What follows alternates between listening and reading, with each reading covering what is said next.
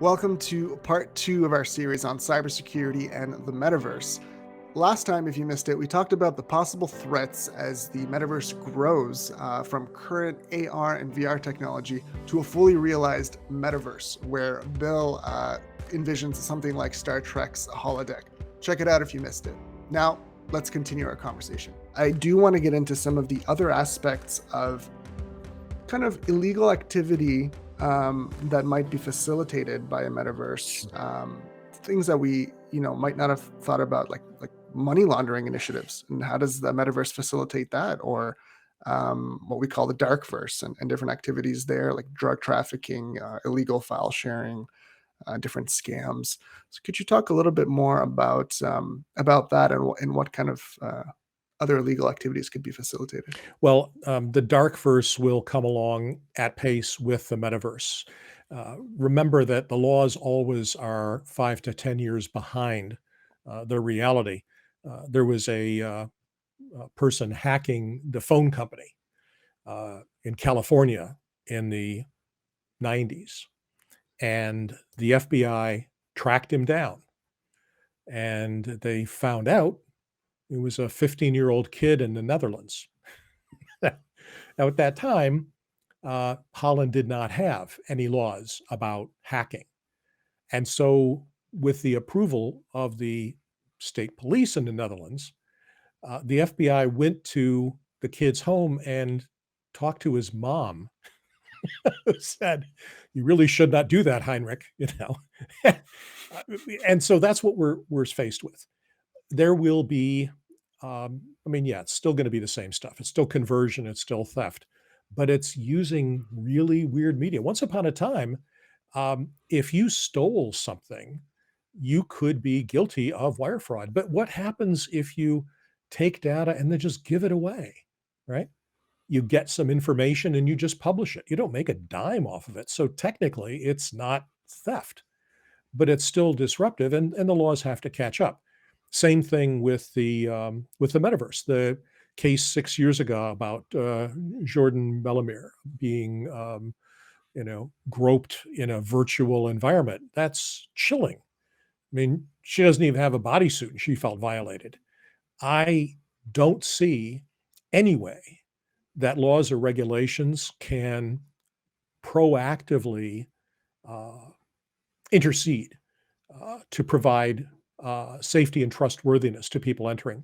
It's going to be caveat emptor until we get enough body of knowledge that we know what matters. And unfortunately, the laws will then have to follow. Now, there are things we can do right now. Increase awareness among people, especially young people, about what the risks are. Uh, we can improve the security and put baseline security for IoT things. Any device that interacts with a human being has to require a user ID and a password would be nice, right? Um, Yeah. Something like the basic stuff. I don't want to bring in full bore security architectures. Simple stuff, multi-factor authentication. You know, even that would be helpful. I mean, you touched on law enforcement a bit and how there's going to be a delay there, but there's going to be a wealth of issues as well, in terms of how is that enforcement going to happen, right? I mean, what are the, issues around jurisdiction, who controls what, who enforces what kind of challenges do you think that law enforcement will have if when they do try to kind of intercept any of these illegal activities? Well, the first one you mentioned is jurisdictional, and that is, the people who would steal stuff and then hide it would hide it on a server used by a newspaper in Britain, which has extremely strong controls for freedom of the press. And then they bounce it off a server in Japan, which has exceptional rules about search and so on. So yeah, the bad guys already know the landscape because they're using it now to traffic guns and drugs. Although in a research report that we did a few years ago, we found that oddly, although in retrospect it makes sense, there's almost no traffic in illicit weapons in Northern Africa or the Middle East because they're so available. You just walk down the street and for a case of beer, you get an AK-47. So we don't see a lot of traffic. It's a cost benefit thing. But yeah, and that infrastructure will be used to facilitate crime. But I don't think the bad guys are going to create, a super fortress. They have more than enough to get doing what they're done. For instance, just to draw an analogy, ransomware is a horrible plague. Business email compromise is orders of magnitude bigger. And I mean that literally. You don't hear about business email compromise because if a company gives money to somebody and then finds out it was robbed, it's not a big newsworthy event. But if you can't get gas in your car, that is. Well, the point is that the people who are pulling off those hacks aren't super criminal geniuses and they aren't using zero-day exploits. Most of these hacks are based on problems that have been found and fixed 2 years ago or more. So, basic cyber hygiene, regulations demanding adherence to a code of standards for interconnection among different types of devices. That would go a long way to it. The metaverse will be scary, and there will probably be something like an opium den in a version of the holodeck in 20 years. Uh, but we've got a lot of work to do before we start worrying about people being addicted to virtual media. Oops, there's my Facebook. I got to. Yeah, well, I had a question here that you've touched on quite a bit now, but like what measures, do you think there are any measures that can be placed to avoid the formation of this dark verse, right? That we're talking about, and you're saying it's kind of bound to happen in some form or another, but these various security measures, educating younger populations, basic cybersecurity hygiene. Is that going to be enough, or is there anything that we can really do to really prevent or delay the formation of this dark verse? Well, here's where the jurisdictional issue really gets big. Um, Different governments have different philosophies about the concept of prior restraint. Um, I had the pleasure of interviewing Floyd Abrams. He was the attorney who defended the New York Times in the Pentagon Papers case.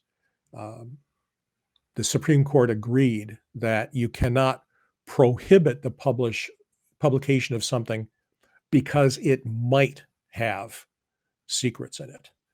Um, Different societies set the bar at different heights. There are some societies where certain kinds of activities are categorically excluded, even though they have not happened. Um, and that means that if a criminal in this jurisdiction manages to get into that jurisdiction, then there's going to be no extradition because in that jurisdiction, what they did was not considered a crime. Right. And that's going to put additional stress on the cooperation between nations to try to flatten this.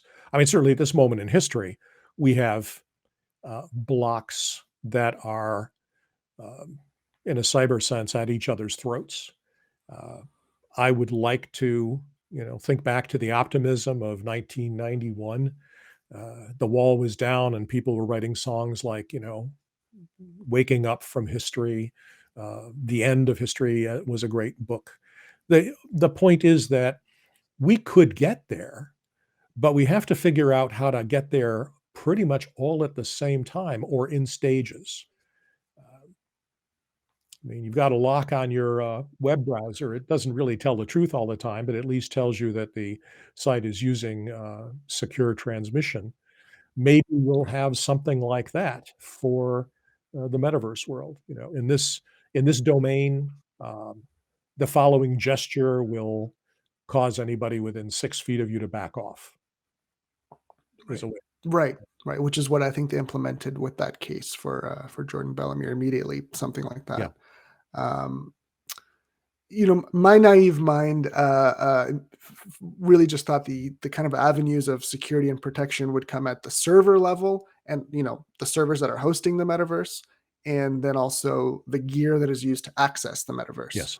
And those are the 2 points that I immediately just think, okay, well, aren't those the kind of key areas that we need to be um, implementing some type of security measures to prevent servers hosting a dark verse type environment, or hacks happening to the gear that people are using to access it. Does that make sense? Absolutely. That's the foundation. I would stretch it a little bit. I would say that we also have to pay attention to the network itself because we can look at the traffic on the network and identify indications of compromise. Don't know where it's coming from, don't know where it's going to, but this here traffic will mess up somebody in the metaverse, right? That's one thing. Another is I'd like to take servers and generalize it to not just the physical servers in a particular place, but to cloud-based environments and have something to look at the kinds of traffic that's going on there. On the end point stuff, the headset, I've already got add-ins to my browser to do things like block ads and filter spam. So I would like to have an add-on like that to my AR VR goggles that intercept and null out these, fraction of a second images. Just smooth it over. We can do that. That's not a hard problem. So there are ways to intercept and block this stuff. But you're right. The two control points are going to be the device that I'm using and the platform from which the information is coming and where it's going. Yeah. Interesting, and that's also where the efforts might be focused for the bad actors as well to breach, Yep. if I'm not mistaken, right? So it's just the same old arms race of we got to put out the security measures, and we yeah, and then they're gonna try to break through. Right. Yeah. Focusing back on the user, and kind of you know how user activity can be controlled. Is there, who will be responsible for kind of bad actors in terms of just in the metaverse? Like, I mean, you said, we could have something that might block out artificial kind of advertisements or whatever using your VR goggles, for example. But people that are in that space doing things that you wouldn't do in normal society, but now you're in the metaverse, you feel like you have this power, you can do whatever you want. How are we going to be moderating that? You know, User activity, speech. Do we give control to the users? They have an action that they can do to push people away. Are there going to be moderators? Is there going to be a way to automatically ban people? Or all of the above? What should happen to really kind of protect the people in that? Well, I mean, certainly, intelligent moderation would be nice. Um, the efforts by the major social media companies to deploy that technology have, let's be polite and say, just fallen short, right? I mean, the Council of Elders at Facebook that was to determine what is and is not, an appropriate speech. I was blocked for a week because I reposted a picture on Facebook. And it was like, wait a second, that guy put it up. I just reposted it. Anyway, so there's still a few bugs in the system, to quote Gary Trudeau. Um, but the reality is that we will need some way to determine content in real time. And then you start talking about a massive amount of AI.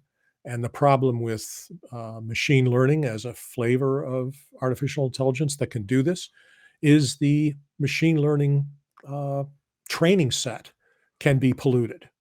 And we've seen demonstrations of the feasibility of attacks like that. Just as an aside, my company has over 30 years of data on vulnerabilities, and nobody else has it, and it's on our servers. It is exceptionally well protected and constantly validated because we want to have a training set for applications as yet unknown, and we don't want somebody smarter than us, and there are people smarter than us out there figuring out a way to, plant a logic bomb that we completely miss. Um, Right. I would like to see social media companies take, say, 1/100th of 1% of their annual profit and create a training zone. So, you turn 13 and now you can get onto this platform. Well, before you get onto this platform, I need you to spend 15 minutes just going through this. You're going to see some things, and I'd like you to be aware. I'd like you a heads up. I think a responsible company should train its customers um, in the use of their technology. Now, Mm, again, that's the underlying question is who's the customer if you're Twitter or Facebook? Well, it's the person who's paying the bills, and who's paying the bills? Well, it ain't me logging on looking at my feed. So we need right.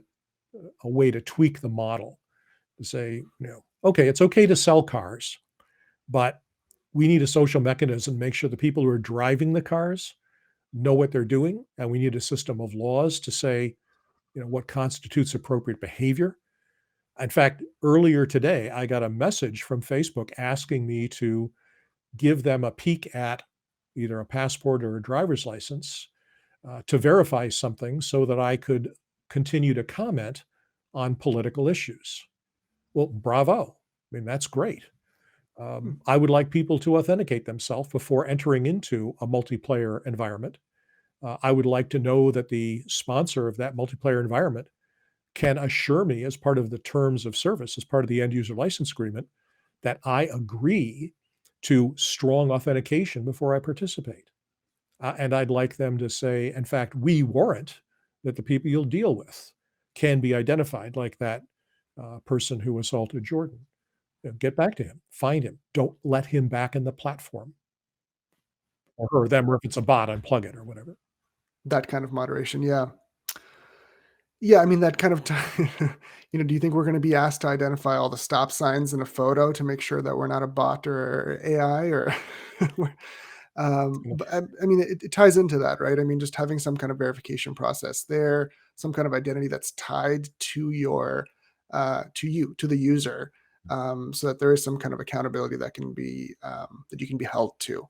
So if you do cause something, yeah, do you think it'll go in that direction? I mean, your example of Facebook's, asking for some identification there so that you can comment on political stuff. Uh, I mean, that's a great example, right? Because if it continues to go that way for large audiences, is that a vulnerability? Is that somewhere that bad actors would be able to exploit? That you think they'd be able to exploit easily, or Well, it depends on how the stuff is implemented. Could I have passed them a fake ID? I don't know. Didn't try. I wouldn't take the risk, but I imagine as a research project, it would be interesting to see what happened if a white hat actor were to create a persona and then attempt to do something political. How hard would it be? Now, I'm not advocating breaking the law. I mean, there were stories about reporters trying to sneak bombs onto planes to test the efficacy of the TSA. that's wow. that's a little far fetched, but God bless them. I mean, I love reporters who do research. Maybe they should have taken the 200 level class though. The point is, yeah, we can put other measures in place that won't be terribly onerous. Having people identify that they are who they say they are as a condition of entry into a thing is great. Having some kind of an ante-room where you can do training, having some kind of a message board that tells you, here are the kinds of things we've seen that have gone wrong lately. Keep an eye out for this. It turns out it's a scam. Those kind of warnings would be nice. Next time, we wrap up the series where Bill sheds some light on data privacy concerns, home security, and regulations. We'll see you there.